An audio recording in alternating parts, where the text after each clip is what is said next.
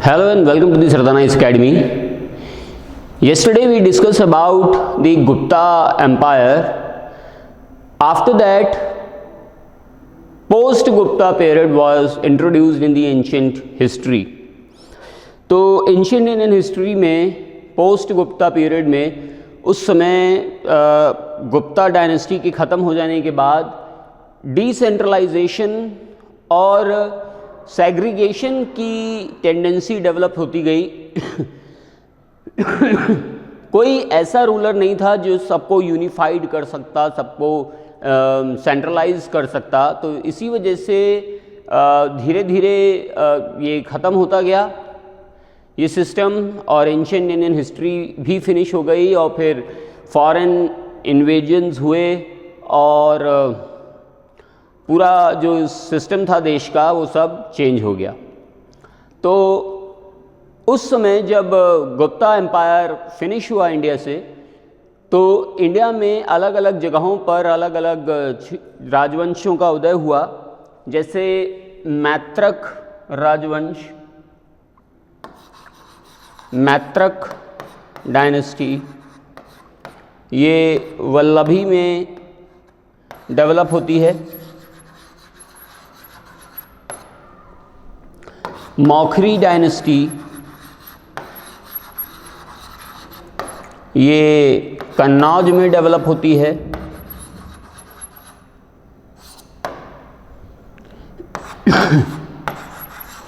Pushyabhuti dynasty, ये थानेश्वर में develop होती है।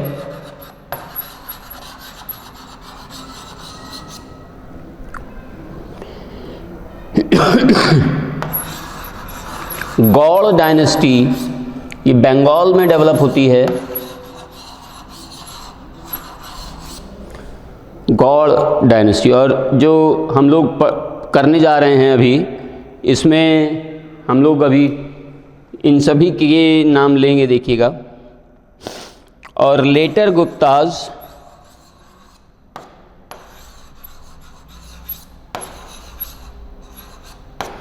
ये मगध में ही डेवलप हुई थी।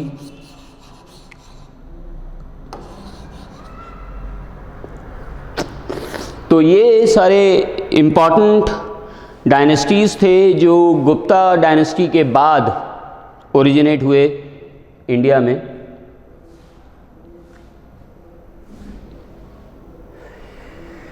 तो गुप्ता डायनेस्टी के बाद मेनली इन सभी डायनेस्टीज़ में हम लोग स्टडी करते हैं पुष्यभूति डायनेस्टी के बारे में। तो पुष्यभूति डायनेस्टी के बहुत सारे रूलर्स आए। जैसे इसका फाउंडर थे नरवर्धन। नरवर्धन के बाद राज्यवर्धन, फिर आदित्यवर्धन, फिर प्रभाकर वर्धन, राज्यवर्धन और हर्षवर्धन। तो सबसे इम्पॉर्टेंट रूलर पुष्यभूति डायनेस्टी में था हर्षवर्धन। उसी ने ही गुप्ता डायनेस्टी के बाद एक बहुत बड़ा एम्पायर इंडिया में डेवलप किया, और वो जो टेंडेंसी डिसेंट्रलाइजेशन वाली हो गई थी इंडिया में, रीजनल एस्पेक्ट अब इम्पॉर्टेंट हो गए थे, रीजनलिज्म डेवलप हो गया था, वो रीजनलिज्म ख़त्म किया हर्षवर्धन ने। तो इसीलिए इन सभी डायनेस्टीज़ में जो भी हम लोगों ने चर्चा की, डिस्कस किया, सबसे इम्पॉर्टेंट रूलर और सबसे इम्पॉर्टेंट डायनेस्टी इसी को माना जाता है। इसे चाहे आप पुष्यभूति डायनेस्टी कहिए, चाहे आप वर्धन डायनेस्टी कहिए।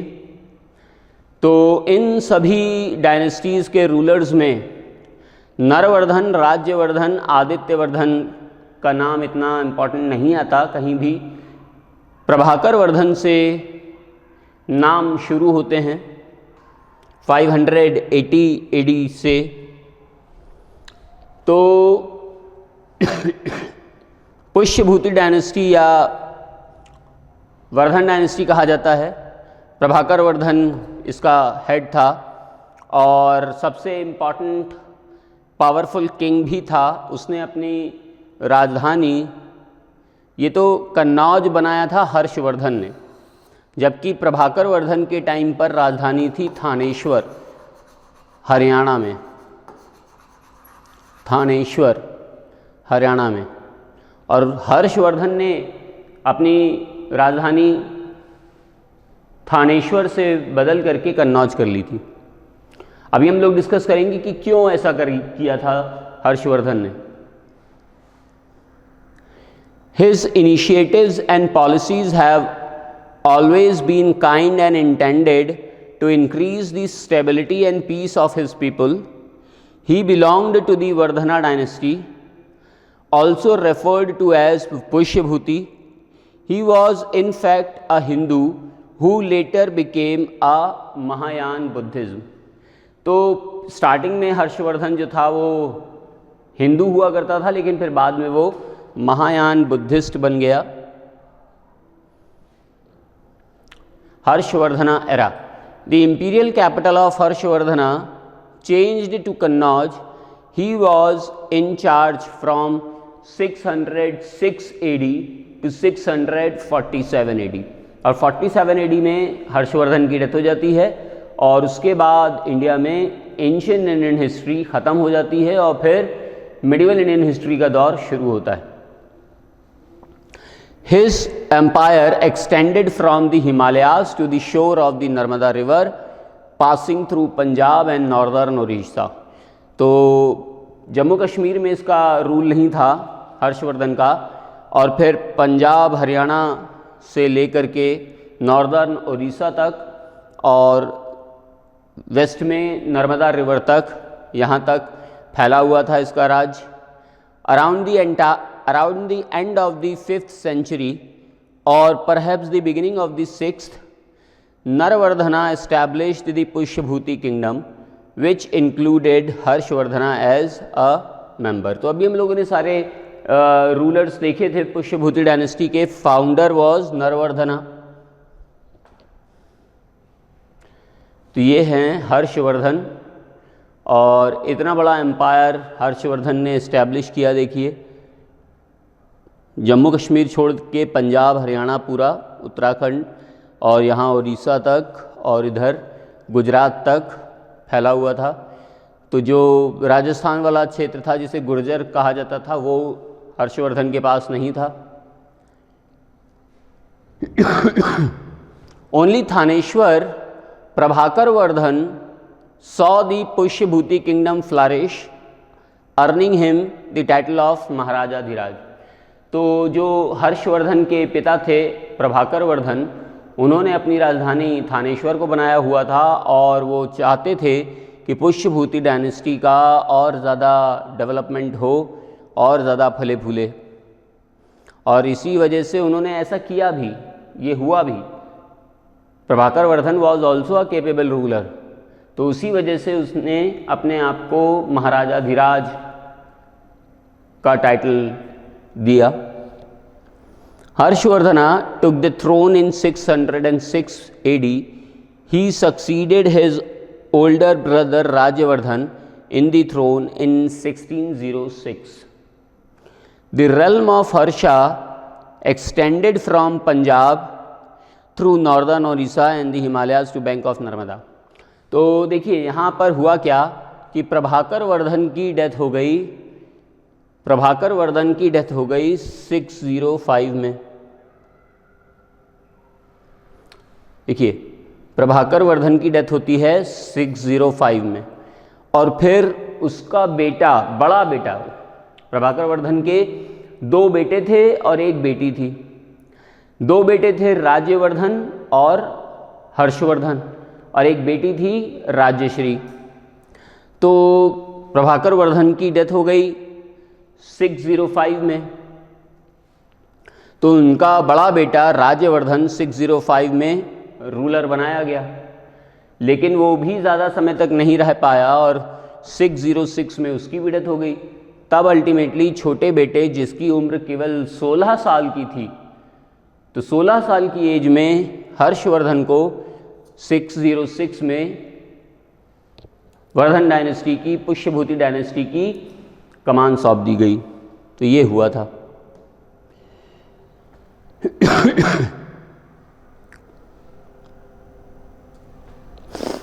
और फिर ये हर्षवर्धन के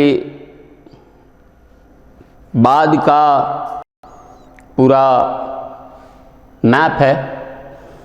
हर्षवर्धन के बाद इतने सारे डायनेस्टीज़ डेवलप हो चुके थे, गुर्जर प्रतिहार, सिंध, टांक, कन्नौज में मौखरीज, लेटर गुप्ताज, दक्षिणा पांडुवलास, नालास, चालुक्यास। तो ये गोदावरी के नीचे कलचुरी, चालुक्य, गंगई कौंड, पल्लवास, पांड्यास, चेरास, कदम्बास, ये सब साउथ के टेरिटरी हुआ करते थे, साउथ के dynasties. The death of the Gupta family and the end of the Vakataka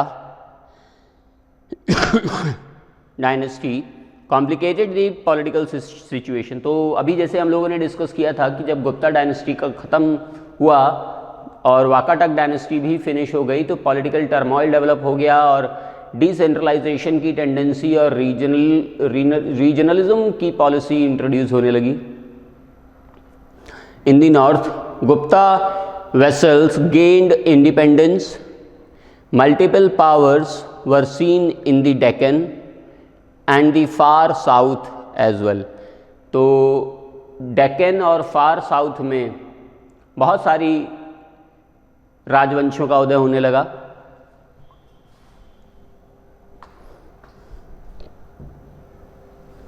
देखिए यहाँ से डेक्कन स्टार्ट हो जाता है, तो दक्षिणा पांडुमल्स, कलचुरी, ये वल्लभी, ये चालुक्यास, नालास, कदम्बाज, अलूपास, कितने सारे हैं।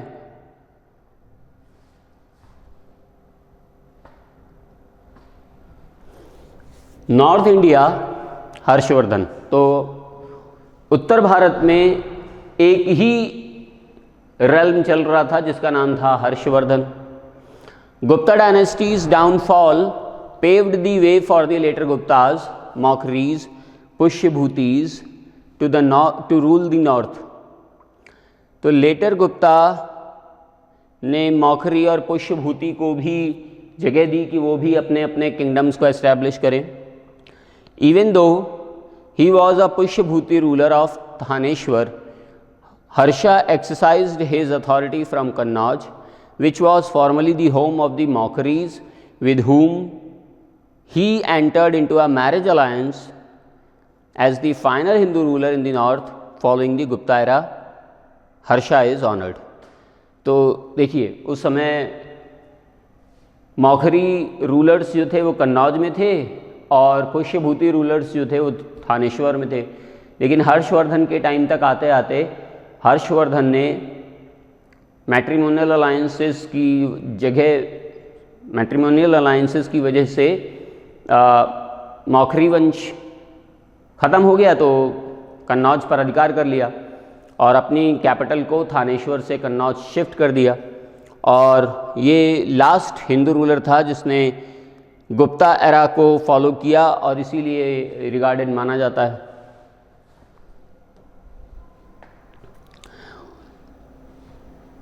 पुष्यभूति के टाइम पर या फिर लेटर गुप्ता पीरियड में बहुत सारा लिटरेचर डेवलप किया गया। स्पेशली पुष्यभूति डायनेस्टी में बहुत बड़े बड़े विद्वान थे, जैसे कादम्बरी की रचना बाणभट्ट ने की जो कि हर्षवर्धन का कोर्ट पोएट था, और हर्षचरित भी बाणभट्ट ने ही लिखा है। जबकि खुद हर्षवर्धन भी एक अच्छा लॉरिएट था। He was also a good author and laureate. He authored 3 books, Priyadarshika, Naganand, Ratnavali. अक्सर क्वेश्चन आता है एग्जाम में कि हर्षचरित किसने लिखी है, और लोग इसी उसमें हर्षवर्धन टिक कर देते हैं कि हर्षवर्धन भी तो राइटर था तो हर्षचरित उसी ने लिखी होगी, लेकिन ऐसा नहीं है। हर्षचरित लिखी है उसके कोर्ट पोएट बाणभट्ट ने, जबकि उसने अपने ऊपर कोई बुक ही नहीं लिखी। उसने हर्षवर्धन ने प्रियदर्शिका, नागानंद और रत्नावली नाम से 3 बुक लिखी हैं। भवभूति ने महावीर चरिता लिखी है और भवभूति ने मालती माधव भी लिखा है। तो इस तरीके से ज़्यादातर सब संस्कृत टेक्स्ट ही डेवलप हुए उस टाइम। हर्षवर्धन की बायोग्राफी भी संस्कृत में बाणभट्ट ने हर्षचरिता नाम से लिखी है। और कादम्बरी जो है ये रोमांटिक संस्कृत नॉवल है। तो बहुत ही ज़्यादा लिटरेचर उस टाइम डेवलप हुआ। रिलीजन क्या था? All religions received support during Harshavardhana's rule.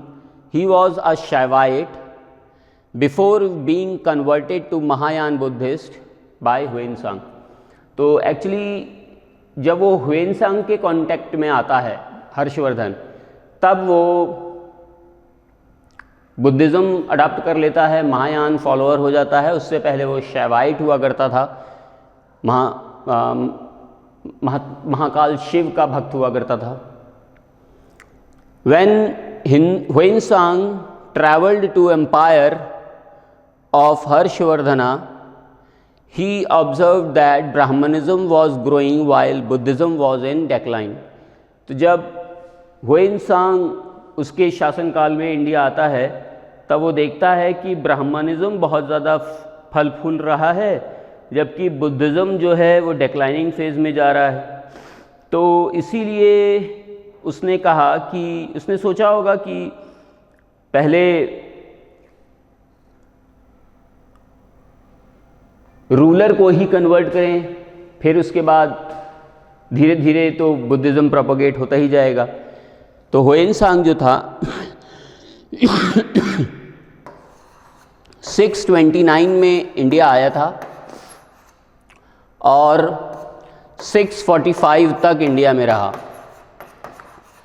उसका मेन मोटिव ये था कि जो इंडिया में बुद्धिस्ट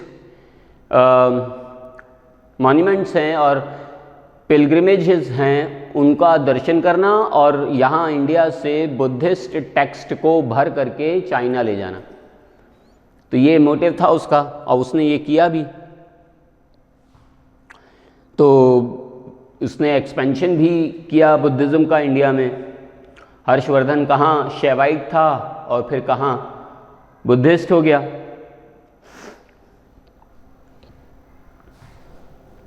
हुएनसांग ने जो बुक लिखी है, हम लोगों ने कल डिस्कस किया था फाइन यान, और फाइन यान की बुक थी फो यू की।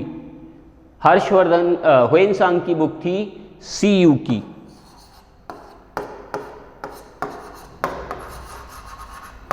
सी यू की।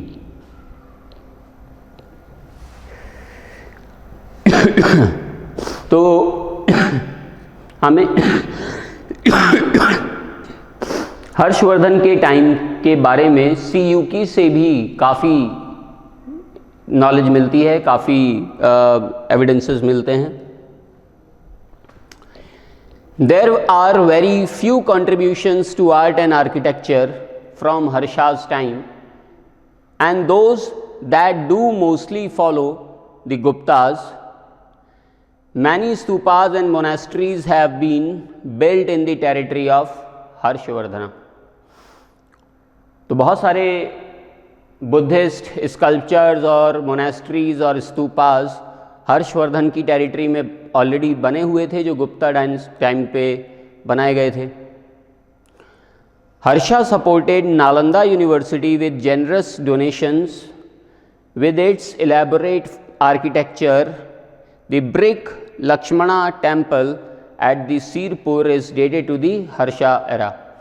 तो नालंदा यूनिवर्सिटी को भी वो बहुत ग्रांट दिया करता था हर्षवर्धन, और इसके आर्किटेक्चर को भी उसने बहुत ज़्यादा इलेबोरेट करवाया। लक्ष्मणा टेम्पल हुआ करता था जो सीरपुर में है, और सीरपुर में हर्षवर्धन के ही टाइम का माना जाता है लक्ष्मणा टेम्पल। तो ये है, देखिए Lakshmana temple. The Lakshmana temple is located in the village Sirpur of Chhattisgarh. It is dedicated to lord Vishnu. तो माना जाता है कि ये मंदिर हर्षवर्धन ने ही बनवाया था। तो 590 में हर्षवर्धन का जन्म हुआ। प्रभाकर वर्धन उसके पिता थे, और थानेश्वर राजधानी हुआ करती थी तब। वो पुष्यभूति डायनेस्टी से बिलोंग करता था और वर्धन डायनेस्टी भी कहा जाता है पुष्यभूति डायनेस्टी को। ही was a Hindu who letter became Mahayana Buddhist. उसकी वाइफ का नाम था दुर्गावती और दुर्गावती से एक पुत्री और 2 पुत्र प्राप्त हुए हर्षवर्धन को। His sons were murdered by his government। उसकी ही सरकार के द्वारा, सरकार के मंत्रियों के द्वारा दोनों पुत्रों की हत्या कर दी गई और उसकी डॉटर जो थी, उसकी पुत्री, उसका विवाह एक वल्लभी राजा से कर दिया गया।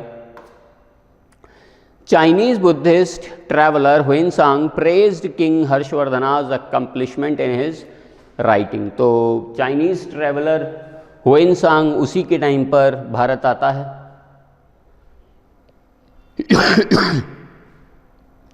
राज्यवर्धना Prabhakar Vardhan's oldest son succeeded in the Thanesar kingdom after his father's passed away. तो जब 605 में प्रभाकर वर्धन की डेथ होती है तो प्रभाकर वर्धन का बड़ा बेटा राज्यवर्धन सक्सेसर बनता है, हायर बनता है, रूलर बनता है अपने पिता की मृत्यु के बाद पुष्यभूति डायनेस्टी का 605 में। राज्यश्री हर्षवर्धन की बहन, उसका विवाह कन्नौज के रूलर, मौखरी वंश के रूलर ग्रहवर्मन से कर दिया गया।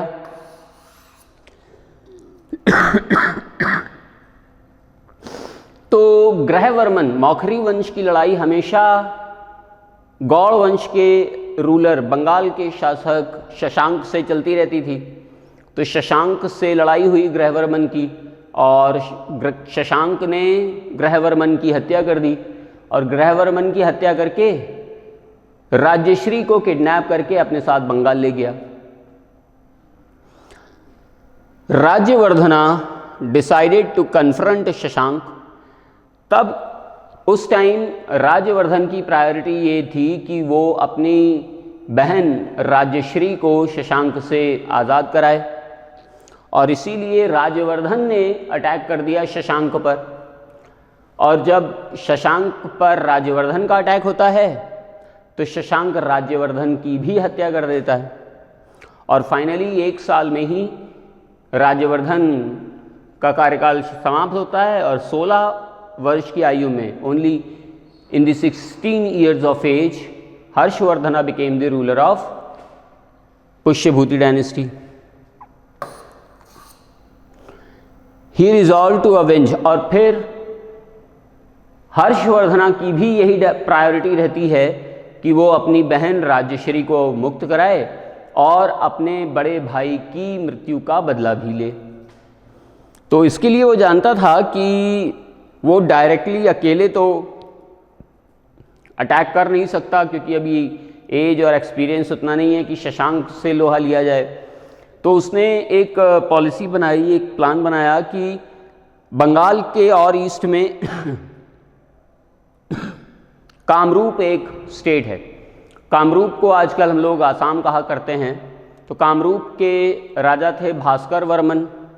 तो हर्षवर्धन ने कहा कि आप उनसे पहले फ्रेंडशिप की भास्कर वर्मन से और भास्कर वर्मन से फ्रेंडशिप करने के बाद फिर उनसे ये कहा कि आप शशांक पर, वो भी डरे हुए थे शशांक से कि शशांक बहुत ज़्यादा पावरफुल है, वो कहीं हमारा राज्य नष्ट ना कर दे।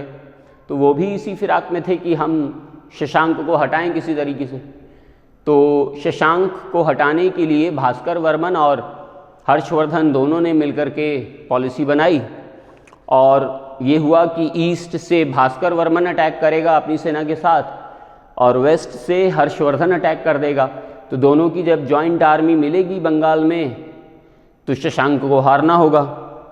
और हुआ भी ऐसे ही कि शशांक हार गया और शशांक की हत्या कर दी हर्षवर्धन ने और इस तरीके से अपने बड़े भाई की मृत्यु का बदला लिया और राज्यश्री को भी मुक्त कराया, आज़ाद कराया। अब ग्रहवर्मन तो रहा नहीं।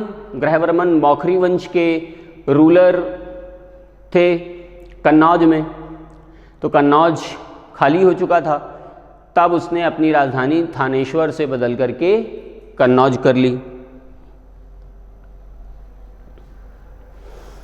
The empire of king Harshavardhana, Harshavardhana unified both kingdoms of Thanesar and Kannauj.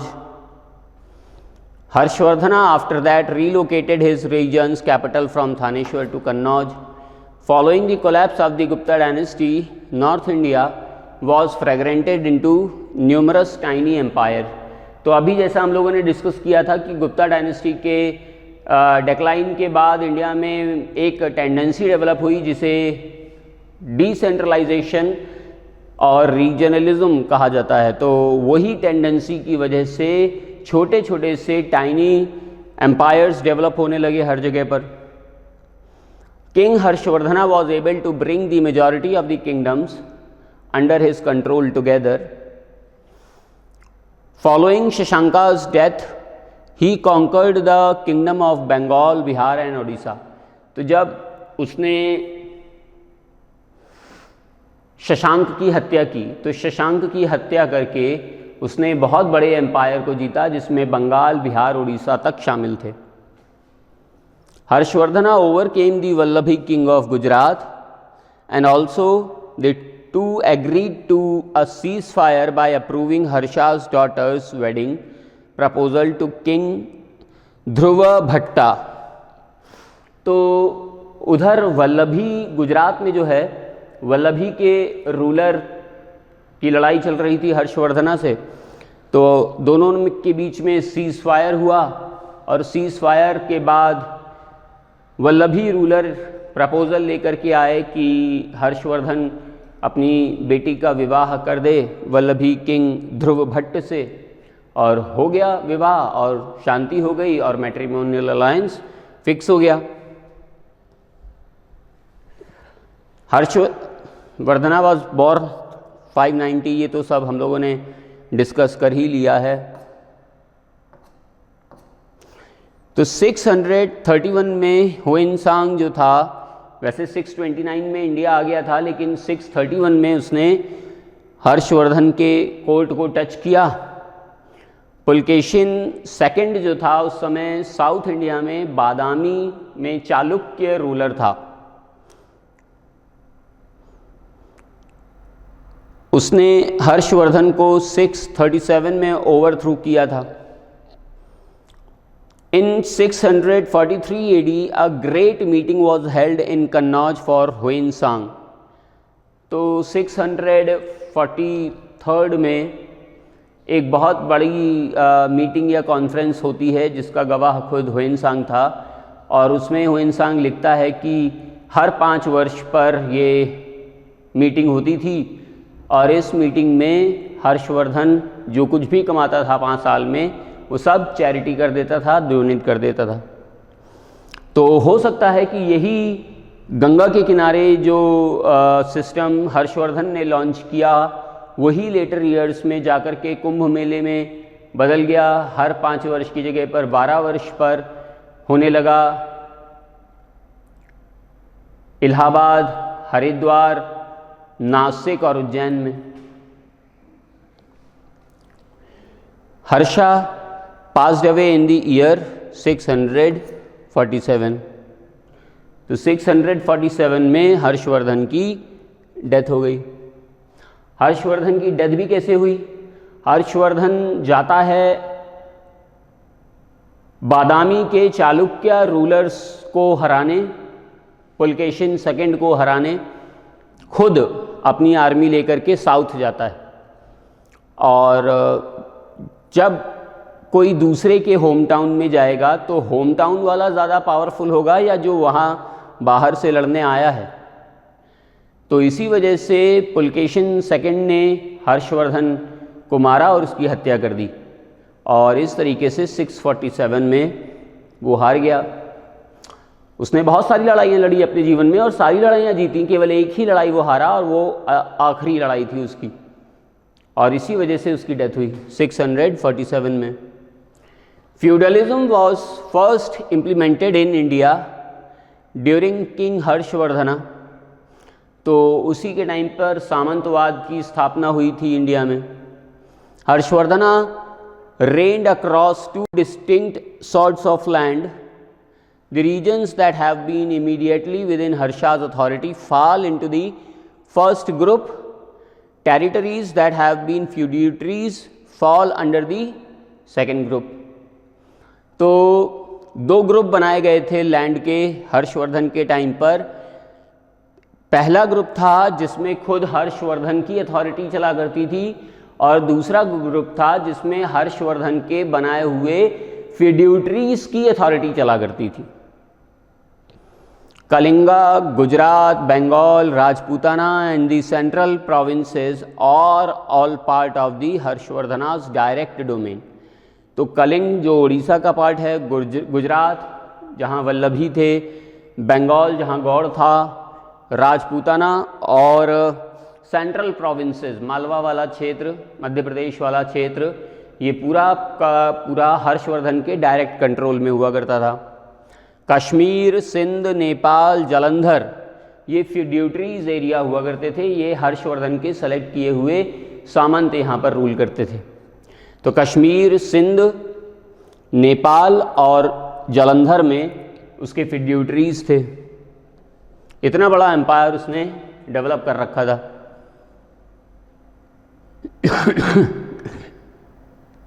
Demise of king Harsha. तो 647 एडी में वो अपना एम्पायर और एक्सपैंड करने के लिए साउथ की तरफ जाता है और साउथ में पुलकेशिन सेकंड उसको मार देता है, उसकी हत्या कर देता है। इधर उसी का ही मिनिस्टर अर्जुन उसके दोनों बेटों को मार देता है और अपने आप को रूलर डिक्लेयर कर देता है उसके राज्य, अपने राज्य में। लेकिन तिब्बतियंस ने 648 एडी में अर्जुन को भी मार दिया। बहुत ही कम शासनकाल रहा अर्जुन का और वो लास्ट हर्षवर्धना सक्सेसर था। और इस तरीके से हर्षवर्धन का रूल और हर्षवर्धन का डोमिनेशन पूरी तरीके से क्रम्बल हो जाता है। और फिर इसके बाद स्टार्ट होती है medieval Indian history. The biggest empire of the Vardhana empire was Harshavardhana. Around 606 AD he ascended to the throne.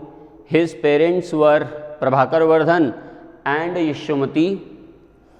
Rajavardhan was his older brother, while Rajyashri was his younger sister. He got the title of Shiladitya. His capital was Thaneshwar. Harshvardhana assaulted Shashanka of Garundesh, God kingdom, and execute retribution with the aid of Bhaskar Varman of Kamrup. He had the total authority of the Punjab's Panch Sindhus by 612 AD। मतलब 612 ईस्वी तक पंजाब के जो 5 सिंधु हैं, झेलम, चिनाब, रावी, व्यास, सतलुज, इन पर पूरी तरीके से पंजाब पर अधिकार कर लिया।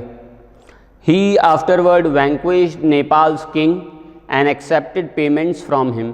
उसके बाद उसने नेपाल पर अटैक किया, नेपाल के राजा को हराया, उनसे पेमेंट वसूलने लगा। By conquering North Indian tribes, he cemented his dominance। और उसने नॉर्थ इंडियन ट्राइब्स को हराया और वहाँ पर भी अपना डोमिनेंस शो किया। He was given the title उत्तर पथ स्वरा in honor of his exploits।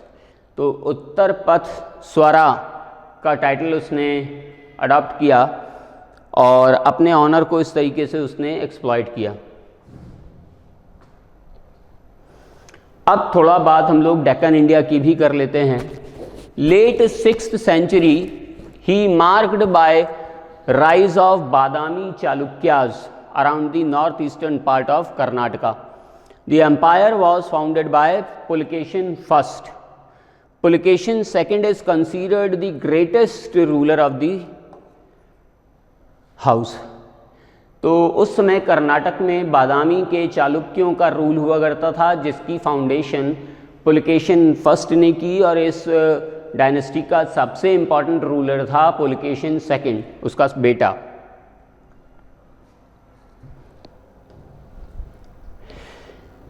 South India में एहोल प्रशस्ति और विक्रमांक देवचरितम, ये लिटरेचर से एविडेंसेस मिलते हैं। एहोल प्रशस्ति लिखी है रवि कीर्ति ने। एहोल प्रशस्ति में ही ये एविडेंस मिलता है कि पुलकेशिन सेकंड ने हर्षवर्धन की हत्या कर दी। रवि कीर्ति जो था ये पुलकेशिन सेकंड का कोर्ट पोएट था, जैसे बाणभट्ट हर्षवर्धन का कोर्ट पोएट था। Mentions defeat of Harshavardhana by Pulakeshin second when Harsha tried expanding towards Deccan. Vikramanka Devacharitam, इसे बिल्हण ने लिखा है। Bilhana, an epic in honour of Vikramaditya sixth. तो विक्रमांक देवचरितम ये विक्रमादित्य सिक्स्थ पर बेस्ड एक एपिक है। Western Chalukyan ruler Vikramaditya sixth.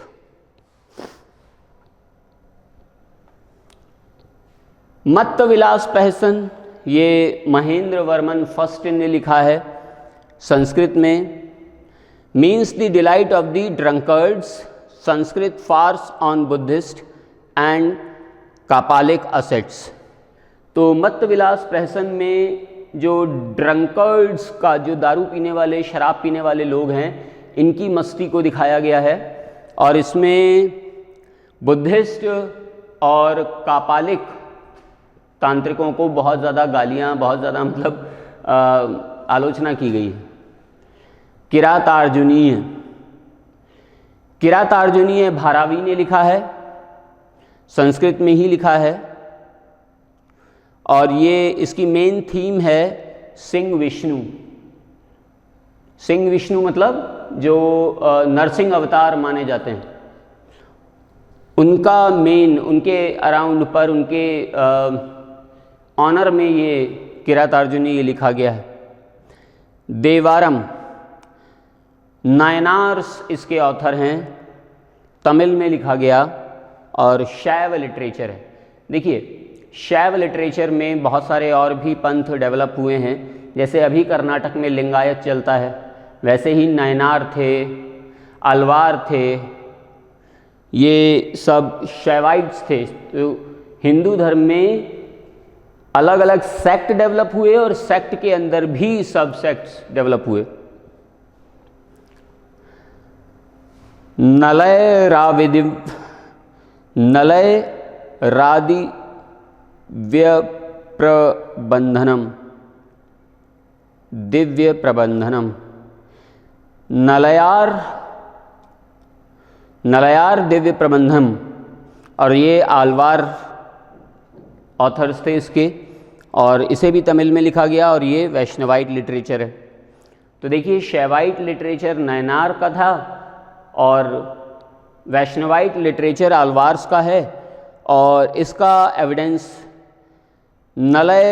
नलयरा Divya Prabandham में मिलता है।